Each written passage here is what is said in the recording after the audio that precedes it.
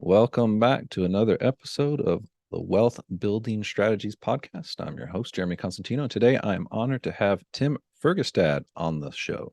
Welcome, Tim. Oh, thank you for having me. So, Tim used to be a scientist and transitioned from scientist to real estate mogul, and now runs multifamily investing and operator of over 1,500 units. So I'm excited to hear your story, Tim, and let's just jump right on in. I guess scientist. So tell us where you were a scientist and how did you end up in real estate? Sure. My previous position was in the genetics department at the University of Wisconsin in Madison, where I did neuroscience research. I was studying using genetic model systems to study the synaptic mechanisms of neuroplasticity. That is how our brain learns and remembers, right? And how we control the membrane excitability, how it functions, and the molecular mechanisms which govern that, which had implications for heart arrhythmias and seizures and more fundamental things like why we sleep was one of the things I was sort of getting focused on before I sort of pivoted into real estate. So were you a professor? No, I was working in a professor's lab as a research associate. I was at that pivot, that point, right? I was either gonna start applying for my own position as a professor at a university, or I was going to probably go into more of a industrial line. And I actually made a big change instead. My wife became the breadwinner, and she was pregnant with our first kid and wanted to move back out west where the sun shines regularly. So we made the decision for me to stay at home and be an at-home parent for a while until we had another kid and they're both in school. And then I wanted to do something that I've always liked real estate, and it was something that was a little more flexible with my time. So it worked out nicely. I mean, I like science a lot, but I also like seeing my family and making money. So that was a Got it. Yeah, I'm a chemical engineer. I graduated from University of Oklahoma as a chemical engineer, and I went okay. to work for Chevron Oil and Gas. So I worked as an engineer, project engineer for 14 years with Chevron Oil and Gas. Excellent. A lot of my roommates in college were chemical engineers. Yeah, that's connection. So what was your degree in, I guess? Well, I have degrees in physics and chemistry, but I have a PhD in neuroscience. PhD in neuroscience. Got it. Yeah. Got it. Okay, yeah. So talk about the transition into real estate. So I originally got my license and I still have it here. I'm not a traditional agent in that sense. I don't really sit at open houses and stuff. I got my license. I sell and buy things for friends or family once in a while, but I basically got my license because I wanted to flip and hold my own plexes. Right. And I didn't really like the market here. I know Phoenix is a booming market, and it's solid and great for all sorts of reasons, and it's still not great in my opinion for like buying a single family rental, right?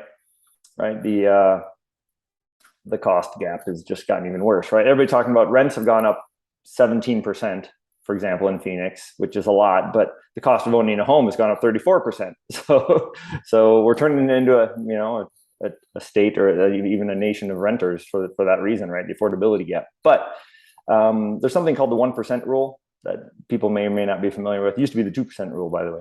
Yeah, let's go ahead and explain that, because sure. on the podcast we may have listeners that are very new to real estate investing. Okay.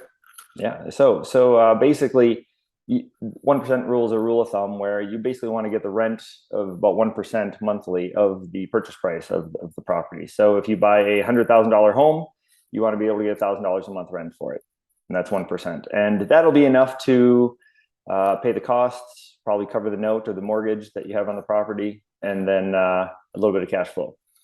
And that 1% you can get in some markets. That's why I ended up investing in other markets. I went because I couldn't get that. It was like the 0.5% rule in Phoenix, right? And it's still around there. Basically, the average price of a single family home in the Phoenix Valley is around $500,000 now, and rents are not $5,000 a month.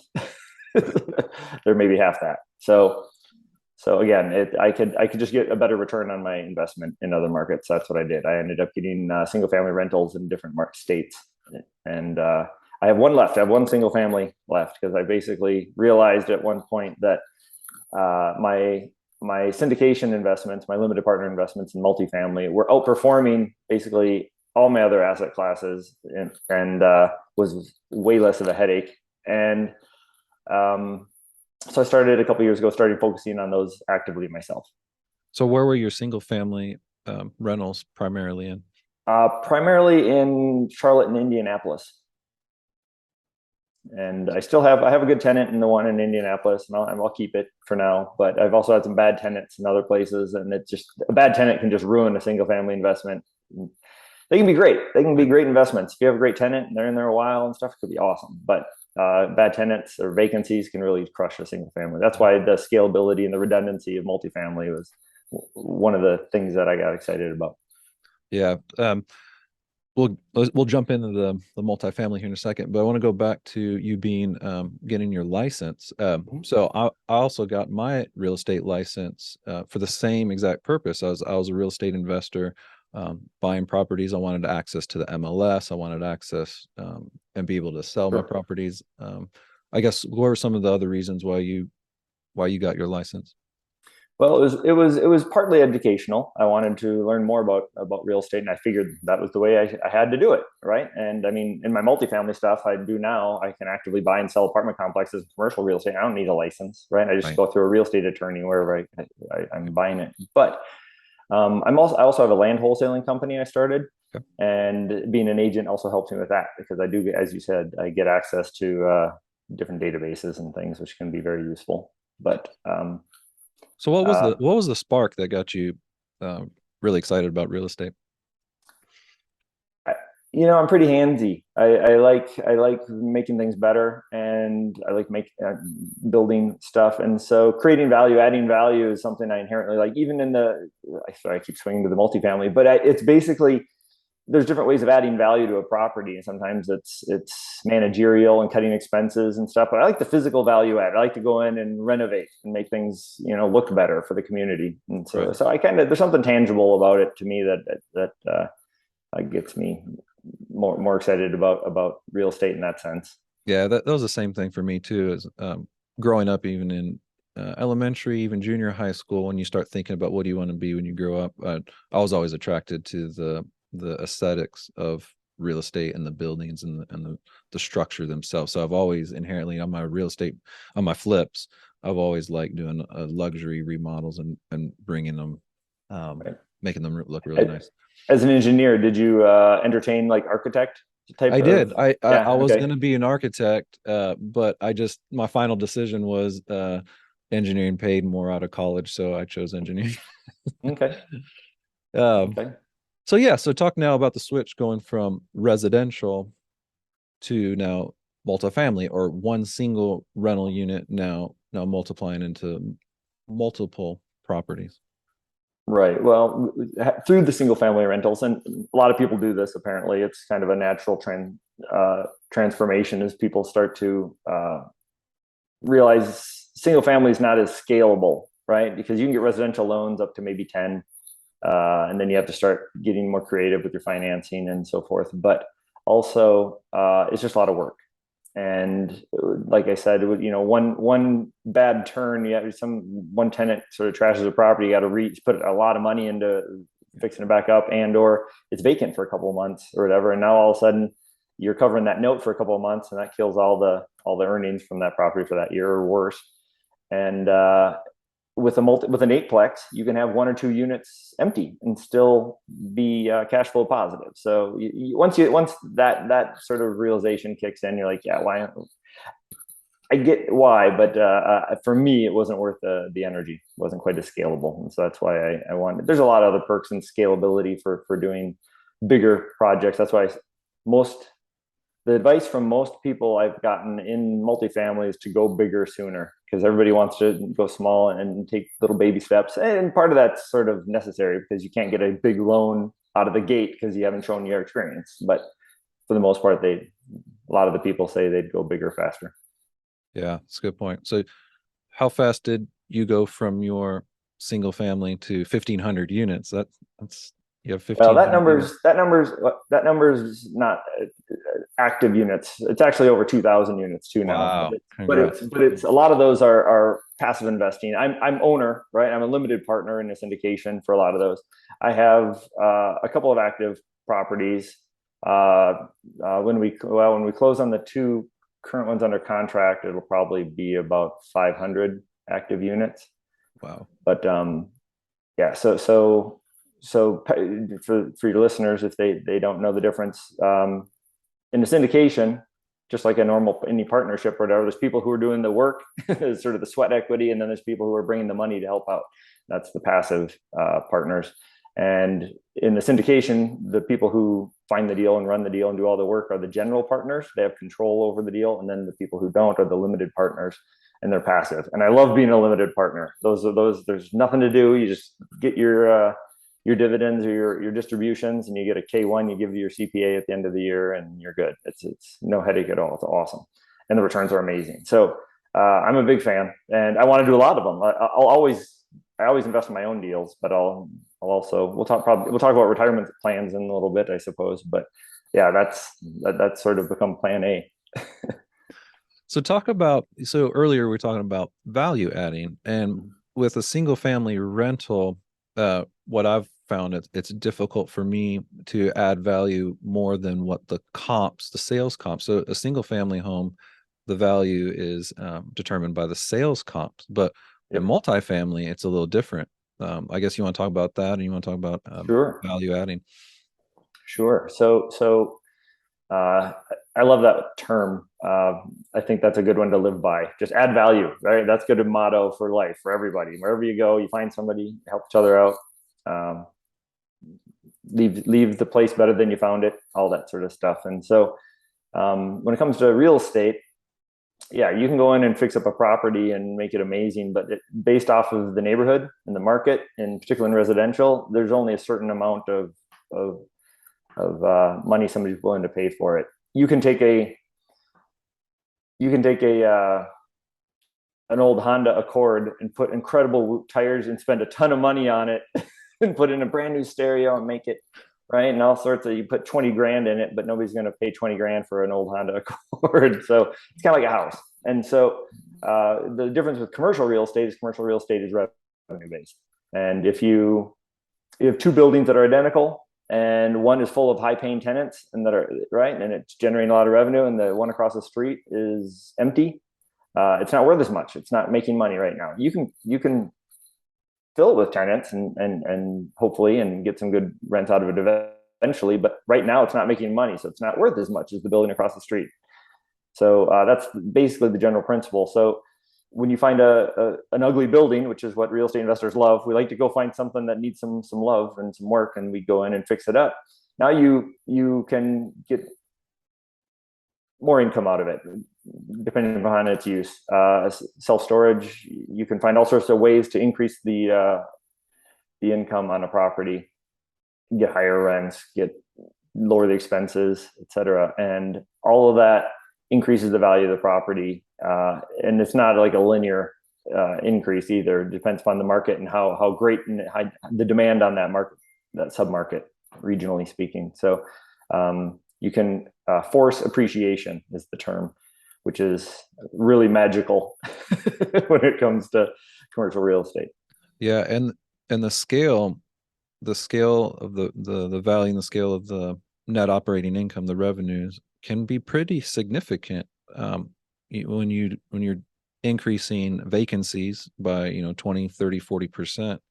That is a significant increase to the revenue, and then exponentially, like you're saying, to the value of the property can be in the millions of dollars. Absolutely. There's a property we just there people were sort of in this particular complex were interested in having assigned parking spots, and basically they were willing to pay for their own spot, right? They wanted to have, they'll pay an extra $10 a month rent each month to have their own assigned spot. It was closer, so you pick it and all that. Maybe some have covered parking and other stuff in snowy or sunny areas. That's extra important and has value. So putting in those types of things, it was just painting numbers on the parking lot and charging the tenants like $10 for that. Because we can do surveys, right? We'd like to periodically say, hey, what would you like us to do to your property to make, right? And that was one of the things. We're like, sure, we can do that. We'll paint them and assign them certain ones. And basically it created, this was like a 300 unit property, and we did it for about half of the parking spots. And it basically increased revenue about, I can't remember the numbers offhand, but it added over $1 million of value to the property just by painting numbers on the parking lot. That was that's significant. Yeah. Yeah. And what's so interesting about the commercial is that there's so many ways to be creative and reducing expenses, cost savings of water efficiency, energy efficiencies, absolutely, and then adding revenue from whatever. You got to be creative, and that's the first time I've heard painting parking numbers parking on spots. that. That's impressive. Oh, for sure. And there's environmental ones, right? Like the water saving toilets and other stuff that can help a lot. Depends on how utilities are done. That's another thing. Managing the utilities, and the people are wasteful when they don't have to pay for the bills and so forth. And so there's all sorts of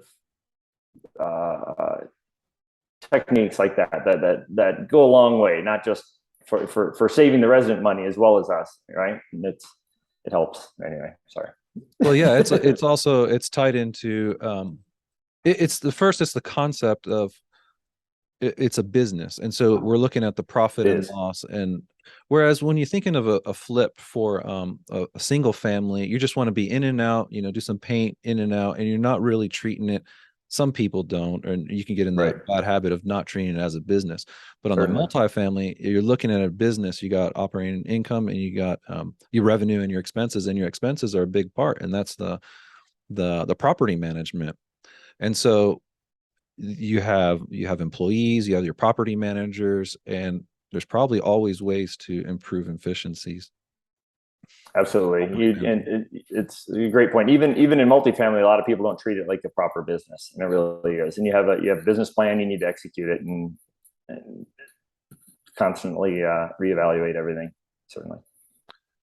Excellent. So what's your biggest multifamily property that you've done? And can you talk about it? Let's see. Biggest. Right now we have 2 deals under contract. One's 145 units and one's 200 units. They're both, well, the 200 unit one is bigger by unit number and by price because it's closer to like a $45 million project, whereas the Nashville one is a $32 million purchase. But they're all 3 bedrooms. So I think the 145 unit in Nashville is bigger in square footage, right? Even though it's cheaper. But it's not it's quite as swanky of a market. The other one's in a great submarket of Dallas, which is some of the best schools and all that, which is, as always, location and is paramount in real estate. Wow. So what is the purchase, or what can you share with a range of the purchase price that you're trying to get at? Well, the Nashville deals is we're buying that one for 32 million, and the Allen, Texas one is 44 million. I can't remember if that's, but I can't remember. I think that's the purchase price. I'm sorry, I don't remember offhand. The CapEx budget and other stuff included in that project or not. So are you considered the GP, the operator on these? I'm a general partner on both of those deals. Okay. Yes. Okay, yes. Although I also invest in all my own deals as well, which means I put money in as an LP or on the passive side as well, but I am also active. Fantastic. So on both of those, are you actively, is the fund open for investors to invest on those Currently, yes. We're scheduled to close on the Dallas one this week, but we might be off. We might save some room for some people to get into that after we close, depending upon the demand for that one up front. So there's Basically, still yeah, we have spots. the funds There's already spots. to close right now. I just don't know where that raise is at. Okay. And then yeah, we're about a month away, so this is the end of September, or we might extend that one. I'm not sure because we got a little delayed on the due diligence. I had to go back out to Nashville a second time to wrap up some due diligence, and just people are delayed right now. The lenders and inspectors, everything. There's pushes. Some of those timelines are being pushed back, and some of that's not in our control. But we do have extensions in the contract and stuff, so it might be funding through September, maybe also through October or Okay. half October. Great. So yeah, let's transition, I guess, into talking about retirement vehicles and tying it to. So these are two examples, two projects you have ongoing right now, and how can people jump in and use this as retirement? Well, that's once I've learned about how these can be set up. They range. I'm in development deals, and those don't cash flow, right? At least while they're being built. Kind of like the value adds, they don't really cash flow a lot in the first year or two, depending upon on the project and the scope of work. But for the most part, if you're really doing a lot of work up front, there's not a lot of, you haven't added value yet, so you're not getting the increased rents or the cash flow coming off the deal yet. But once you do in the developments, they're great. They're more risk for development because there can be delays, and that increases your holding costs and other stuff. But they also have the best rewards. Value adds kind of in the middle. Then there's the yield play investments, and I think people who are in the growth phase for wealth building generally like the developments and the riskier things where they can get a bigger return on their investment. Value adds great for that. So you can get an annual return on your investment. Also, you get a lot of your return on the upside at sale of the property, of all the value that's been created. Sometimes you can refinance. You can keep the deal and refinance your funds back out, so you can go redeploy them elsewhere or something, which can be great. And but the cash flow on those isn't as high as it can be. You can do a yield play instead of like a 7 or 8% preferred return. You get maybe 7 or 8% of your investment back every year, tax free, which is awesome. But there are people who are in more the retirement phase or wealth retention phase, and they just don't want to lose their money, and they just want to have it work for them. And so those people can get 10% or 12% or even higher preferred returns on their money. So they can get a 10% return each year on their money. They put in $1 million, right? And they get 10 grand back every year, and they're happy. And they get a preferred return, which means they get paid before anybody else, so they know that they're in the first position on that. And so it's very low risk, but also they may or may not get upside at sale though. So that's sort of the downside. But people who are in wealth retention phase, they just don't want to lose their money, and they're fine with that. They're like, I'll get 10%. That's better than the market. It's more consistent, less risk. Why wouldn't they do that, right? So there's a different phase, and I think I'm still in growth phase, but at some point I'm going to start to do more and more of those and transition my funds. Thankfully, I've taken most of my stuff out of the stock market and put it into these, and it's just gotten way better returns. And it's a hard asset. It's real estate. It's real. It's tangible. That's why lenders give such great loan products on these things. They're the worst case scenario really is that it burns down and it's insured. There's not a lot of risk. That's what my financial advisors used to always say. They'd say I want to do more real estate. They'd say, "Oh, that's risky." Then they'd give me a REIT or something. They'd want it. I actually invested in REITs on my own later, and just for kicks, some of them. And I've watched. Yeah, look at your REITs right this year, right? It's just a paper asset, It's I'm sorry. I don't want to invest in anything that is that changes and goes up and down based on somebody's tweet. Yes. Yeah. For sure. Well, it's not even. Yeah, I mean, I like Tesla. I have Tesla stock, but yeah, he tweets something, and I'm like, oh boy. But even if it's an American company or whatever, it's totally, China goes into lockdown. The American company isn't sourcing anything from there. It's just the market crash. Right. Russia invades the Ukraine and all the market crashes. Right. And yeah, you lose 20% of your. Yeah. And being analytical, like yourself and myself, I'm engineer, and then obviously in real estate, we got to be a little analytical. But so when we invest in stock markets, which I do, I look at the company and it's their business. So I look at their profit and loss and their balance sheet. And so you look at these big companies that are bringing in net operating incomes of billions of dollars each year. You say, oh, I want a piece of that. So you think that I'm going to get ownership of that, and therefore I'm going to get a cut of that each year. Right. It doesn't happen like that. No, it does. No, that's not how. But that's the point of real estate, though, that and that's casino why. rolls. Yeah, and that's why we love real estate, is that when we invest passively into one of your apartments, you are getting a guaranteed rate of what. Well, we don't use the G word. Yes. We get a preferred rate. Yes.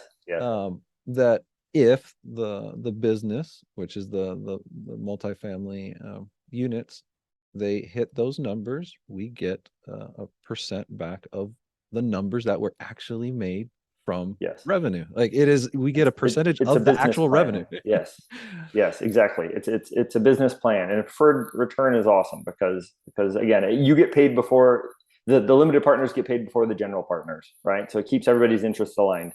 Everybody gets paid better the better the deal does, right? And investors first.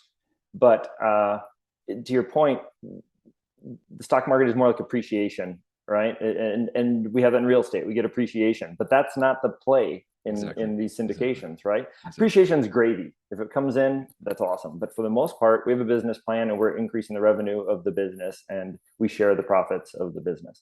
Exactly. Yeah, and there's tax benefits. Yeah, I like how you're talking about the different risk profiles of real estate. So not all real estate multifamily projects are equal. Right. Well, go ahead. Even within the same project, you can offer different investment classes, right? Let's say I'm buying a 200 unit apartment complex here in Phoenix, and it's going to do awesome. We're all excited about it, but we don't know where the market's going to be exactly in 3 to 7 years. And generally we always give a time span like that because we don't want to sell when we don't have to, right? The only way you really run into trouble in real estate is when you sell when you don't want to.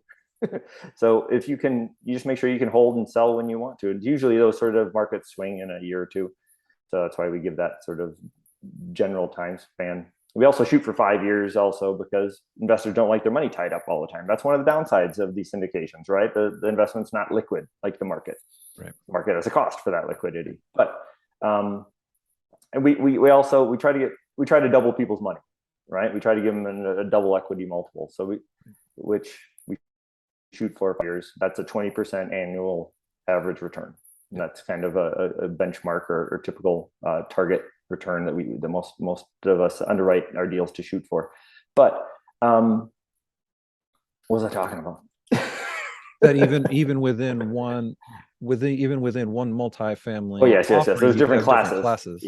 Yes. Sorry. Thank you. So you can say, this class investment, you can invest. Let's say the minimum investment's $100,000. You put $100,000. You can select to be a 6% preferred return, but you get an 80-20 split with the operators for everything after that. Or and there's something in the middle, and then at the other one there's you get a 12% preferred return, right? But you don't get any upside at sale, right? And that can be all in the same project, right? There can be different tiers for investors to choose from, which can be great. So what investors are like your offerings, or I guess which investors are you targeting to partner with? Okay. Well, so we've done. There's two typical types of investment exemptions through Regulation D in the Securities Exchange and for real estate, and one of them is a 506B and one of them is a 506C. And the B exemption requires or limits, doesn't allow you to advertise, and that we call it the friends and family sort of model. So when we do those sorts of offerings, we can take up to 35 non-accredited investors in those. Whereas if I have a 6C offering, everybody has to be accredited, and we can advertise. So the idea is I think there's like 100 years ago they made these laws or rules, but they basically they think if you're accredited, you're sophisticated enough to be making these unregulated investment offerings, right? These private placement offerings, these alternative asset classes, right? Which I think are great. I didn't even know these things were available. I wish I would have known years ago. My financial planners never told me about them. My 401ks don't let you do it, right? They're like, oh, just invest in our investments. Right. So And that's the reason why we're getting on the podcast and educating heck yeah, people about this. heck yeah. I tell everybody about this stuff, whether they want to hear about it or not. I'm just so excited about it. My wife's like, yeah, fine, go talk to somebody else about it. But God, I forgot what I was talking about again now. It was just ranting about how awesome these things are. Anyway. Yeah. So I guess what else about retirement vehicles did you want to talk about today? Well, so I did some of those single family rentals, for example, were owned outright through our self-directed IRAs. Yep. And that was great. I loved being able to do that. When you do a self-directed IRA, you have to have a custodian in charge, and it's arm's length stuff. I'm not allowed to go stay at the property. I'm not allowed to go work on the property. I have to pay somebody else to do stuff, and that gets a little annoying when you're using third-party management and stuff. And But it's great. But to clarify, this is a great vehicle for a passive investor, LP, in one of your well, yeah. So as a self-directed, when I just bought the homes outright with my retirement funds, that was fine. And you can also put them, no financing is my point. And I also did some self-directed IRAs into syndications, right? And those outperformed better than my same retirement model or whatever, same custodian. I basically well, I don't want to get into the details, but basically I tell my custodian to buy that, and then they buy it for me. I sign off on a piece of paper for them to do it because I can't do it. And it's a little bit annoying, but it can be it's once it's set up, it's done. It's great. But I ultimately learned about there's something called UDFI, the unrelated debt financing income, which is part of UBIT, unrelated business income tax. And anyway, if there's financing involved and you're doing an IRA investment in real estate, they can tax you on the percentage of leverage you used. And through UDFI, it's only over 50%, but there's a little bit of tax you have to pay on that. And I was annoyed by that because I was like, it's in an IRA. That was the whole part of the point of it. And so what I did is I transferred it to a solo 401k, which is just it just saves that tax liability. So I have most of my stuff in there now. And I invest in as an LP with my retirement accounts all the time. That's what most of my LP investments are through solo 401k. But they're different non-IRA qualified retirement plans out there, different models you can use. So do you have any limited partners that are invested in your offerings right now through solo 401k or a self-directed IRA? Yes, actually, and I'm trying to spread the word on that because a lot of people don't even know that's an option, right? They, again, like I was saying, they just put it in their Vanguard or their Fidelity accounts, and they don't even know they can roll it over into their own accounts. There's different ways of setting them up, but then you can do it. You can do it yourself without having to pay somebody else to.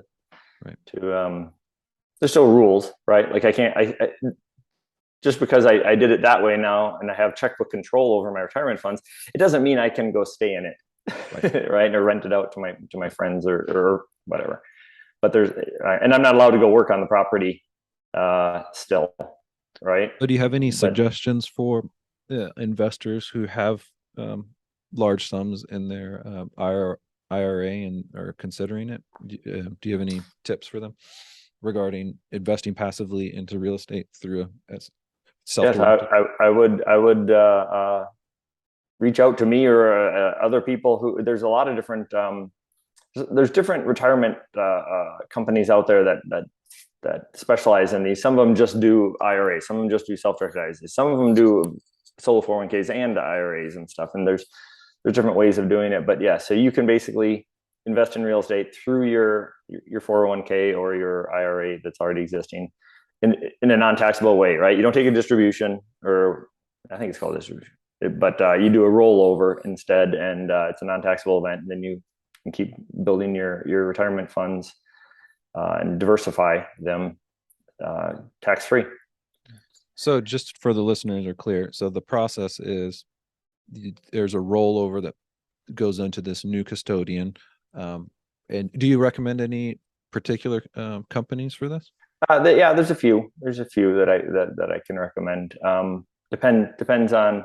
I like Resure. I like EQRP. I set my solo 401k up through Anderson Advisors, which are some of my attorneys. But there's different ones. I'm always sort of reevaluating how they're doing things, and I'm in the process of doing that right now and partnering up with some of them just to figure out which ones would be the easiest and the quickest, right? Because when somebody finds a deal like, oh yeah, I want to be part of that deal, it's like it takes maybe some of the quicker ones 10 days to set their stuff up, and maybe about $5,000, right, for their services up front to set everything up. And so people have to weigh that. And so I like to periodically reevaluate, the providers and so forth. But I'm not a CPA. I'm not a registered financial advisor. I'm not an attorney, but I'm more than happy to help people and direct them. So the process is the rollover takes place, and that new IRA will invest into the apartment complex as a limited partner. Yep. And then the returns each year, quarterly, whatever the preferred returns, get paid back to the IRA. So it's to be clear to the listeners, it's not, the money's not going into the investor's pocket personally. Correct. It stays in that IRA. So it's the same concept of, it's a retirement fund, and you're not supposed to, or you need to wait until 62, your retirement age, to start doing the normal distribution. So you're not immediately seeing the cash flow to the person, but it's going back to the IRA, just like you're investing in an IRA in the stock market. Right. And like financial advisors, right? What's your number, right? That's the question, right? Everybody, that's the big question. When do you want to retire? What's your number? How much do you need to make in order to retire and live off of that comfortably, as long as you need to, and or leave inheritance for your family and stuff. That question is historically based off of the 4%. I got another rule of thumb, the 4% rule, and right, which is 4% of your retirement is a very conservative way of saying, because the market some years will be down, right? Some years it'll be up, right? And it averages like 7%. Depends upon your fees and other stuff, right? That can be closer to 5%. But and the volatility of the market nowadays actually is a big factor. But 4% is half of what these syndications are doing, right? I mean, I can get a preferred return of 8% and still get upside and still grow my wealth, right? That 4% is just so you don't deplete your wealth over time. Just to maintain it is 4% is the rule of thumb there. But if I can get 8%, I basically have to save half as much, right, for retirement, which means I can retire earlier. Right. Anyway, that's one of the bigger eye-opening things for me in terms of planning, and frankly, I can get 8% and still get upside and still be growing my wealth and not just maintaining it. So, and with inflation at 9%, that's another kicker for these investment classes, because we're one of the few investment classes. When I say we, I mean multifamily investment, that improves with inflation. It's the best inflation hedge. To somebody that has worked their whole entire career, worked hard, just like we all work hard, and have saved a significant amount of money, and it boggles my mind that they would leave that in a volatile stock market that goes up and down based on emotions and whims, when you have options like this where you could rest assured that your money is being backed by an actual physical hard asset. and right, it's not going to go anywhere. Even if it, like you're saying, even if it does get burned down, you still get paid because you have insurance. right, right. It's more consistent. It's better returns. It's more consistent. It's less risk. I was sold a long The time only ago. downside is the liquidity. Um, but that's okay. You can diversify and Right, make sure that you have your liquid assets when in a place that need to be. But right. But as we were saying before, if you get monthly or quarterly yeah, distributions from your, exactly, that's the cash flow I plan on exactly. my That's the main point. retirement funds coming in for. That's the point. I have other things. I actually had to get rid of my IRA annuity. It was a guaranteed X amount forever, and it was sold to me as an incredible product, and I bought into it. And I see the appeal. Right. This was Insurance? Are on you talking about insurance? Your life this insurance? is no, it was an IRA annuity. Okay. It basically guaranteed that's rare you get to use that word. Um, but for life, right? It was like $2,000 a month for life or something. I was like, oh, that's awesome. And then years later, I was reevaluating my portfolio and stuff. I was realizing, yes, it's nice to have some conservative parts in your portfolio that you can, right? And then you can be riskier with some other parts or whatever. And I was realizing that even my medium returns over here are going to outgrow that and outperform that. And Yeah, excellent point. I Excellent waited point. until I was after the penalty periods to liquidate that and put it back into a regular uh, pre-tax vehicle. Excellent. I can All right. deploy it to something better. So you have your two big projects that combined almost $80 million. That's impressive. But beyond that, so what's next for Tim in the future for the next couple of years with your company? Where do you guys see yourself going? How many deals per year? I guess what can investors look for if they're going to be investing with you guys? I, I would be happy with about 6 deals a year. I think that's one every couple of months. I don't like right now. I'm raising for two different deals, and they're both about a $19 million raise. So that those are both big raises, and I have partners right that are doing a lot of the heavy lifting. But it's I don't like to have multiple deals all going at the same time, and so I like to have deals going all the time though. So it's I think about six is kind of the golden number for me, and just make them bigger and nicer.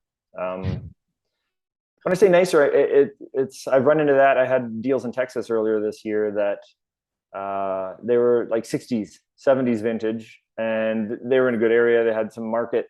The numbers worked, right? We could go in, make them better, and they'd make money. But lenders and other people, the price of these in the past few years have gotten so expensive. It didn't make sense. I can build a new project for the same cost as buying that one. So that's why I've been doing more developments as well lately in some markets. But yeah, I'd like to be in the newer things and bigger, nicer, newer as you progress through your real estate journey. I think that's kind of the trend. But that's it seems to me like that's your strategic focus for your company is the higher yield, the lower risk, Mm-hmm. the core plus, whatever risk profile we're talking about. That just seems like that's your niche, Um, so to speak. you know, I think that's a nice niche. And maybe I'll get there. I mean, over the past few years, it's been an amazing sector to be in. Uh, but again, I like to add value. There's not as much value to add in those newer, nicer properties. So it's a balance trying to figure that out. Right, right. Excellent. Well, thank you so much for being on the show. I guess you want to tell the listeners where they can find you and your company Sure. and invest in I'm your on, projects. yeah. Our website, oakstreetassets.com, or reach out to me online on Facebook, or Tim Fergestad on Facebook, or LinkedIn are the main two places I'm at. Excellent. Well, thanks for coming on the show and appreciate our conversation. And that's a wrap for this episode of the Wealth Building Strategies Podcast.